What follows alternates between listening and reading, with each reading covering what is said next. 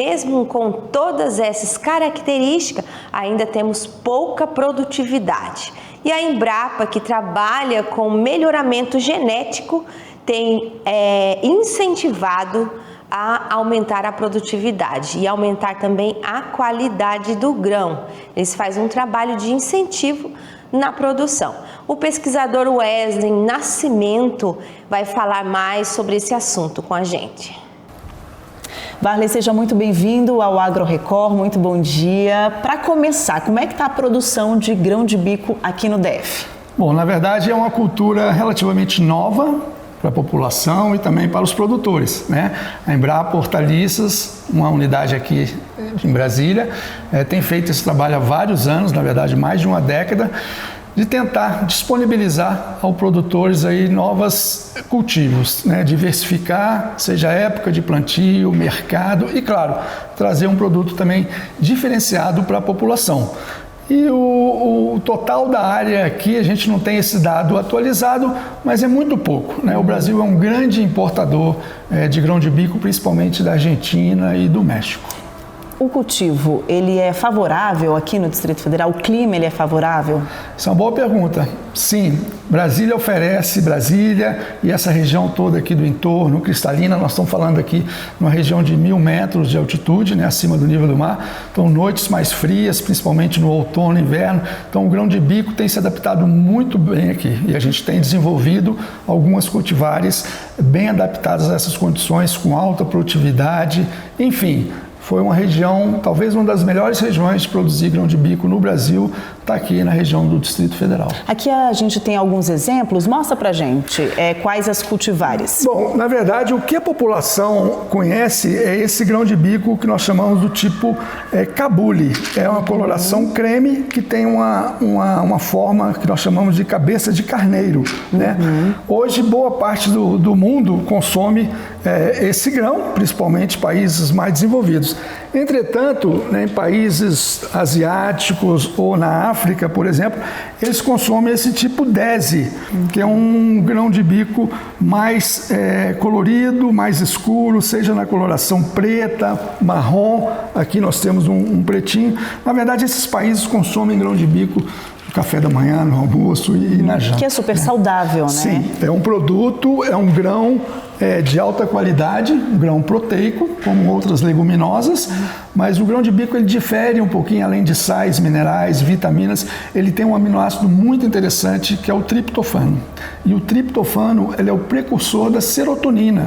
Para aqueles que sabem, a serotonina atua aqui na parte neurológica, né? Bem-estar. Tanto é que ele é considerado o grão da felicidade. Olha, e por que a gente não consome mais, né? A gente precisa consumir. E outra coisa interessante dele, que ele une a proteína com fibras. E quando junta, tem essa combinação, nos deixa mais saciado. Então, aquelas pessoas que querem perder peso, querem fazer dieta, grão de bico. Olha que maravilha. E essas cultivares, elas são mais resistentes no cultivo? Nós trabalhamos, a Embrapa, no seu programa de melhoramento genético, ela sempre trabalha com produtividade, também com qualidade do grão, mais nutritivo, enfim, e principalmente mais tolerante ou resistente às principais pragas e doenças que ocorrem na cultura. Agora, se é uma cultura sustentável, né, tem uma aceitação boa, né, no mercado consumidor, né, faz tão bem para a saúde, tem um cultivo mais limpo, digamos assim, porque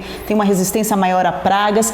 Por que os produtores, então, não estão produzindo mais grão de bico? Essa é uma pergunta interessante. Como você mesmo mencionou, talvez uma das culturas mais sustentável, né? Porque exige menos água, exige menos insumo, menos adubo, menos defensivos, né? Então é uma cultura mais limpa, digamos assim. O que acontece? A população não conhece, né? O grão e como fazer, como consumir, e como ele vem importado, ele chega num preço relativamente caro para a população. Então a população já não conhece e ainda é caro, 3, 4, até 5 vezes mais o preço do feijão, a população não vai consumir, né? A nossa leguminosa, na verdade, é o feijão. O prato é o arroz com feijão. Mas eu acho que a população deve, né, diversificar também, né, no seu prato. E o produtor, ele segue isso, né? Então é uma roda viva aí. baixo consumo, ele não produz muito, já existem, né, os empacotadores, os importadores, mas a Embrapa tem feito um trabalho não só para gerar genética, gerar cultivares, gerar informações, tecnologias, mas também comunicar para a população, para o consumidor, o bem que faz o consumo desse grão. E vocês pretendem também estimular essa produção no meio, né, entre os agricultores? Sem dúvida, né? O papel da Embrapa é gerar tecnologia, gerar informações, mas através da nossa rede de parceiros, nos nossos eventos, nos nossos dias de campo, seja na internet, seja presencial, enfim, estimular a produção, fomentar a produção nacional. Porque isso é tudo de bom, é dar mais alternativa ao produtor, principalmente aí na entre safra, na safrinha ou no período seco e também no período irrigado de inverno, que às vezes o produtor não tem tanta opção, né? E o grão de bico ele entra com uma cultura bastante interessante. Agora o Varley estava me falando que preparou uma saladinha de grão de bico para a gente experimentar. Qual variedade a gente vai experimentar? Cristalino. É um material que nós desenvolvemos aqui em parceria com uma indústria francesa para grãos reidratados, para enlatamento. E além da saladinha, nós também trouxemos aí, que é uma especialidade minha, uma pasta de grão de bico. Olha! Feita com esse tipo 10, um pouquinho diferente. Então vamos experimentar. Essa saladinha você fez como? Saladinha é o grão de bico, deixa de molho, cozido e temperado aí com um pouco de limão. Só que eu coloquei limão, salzinho e azeite, sempre azeite. E com cheiro verde, né? Uhum. Na pasta você colocou, só bateu? Aí a receita eu vou ter que te vender. Mas aqui é segredo de família. Pior que é. Entra alho, entra cebola, entra limão, um pouco de cominho com pimenta do reino, sal, o grão de bico e o óleo de gergelim.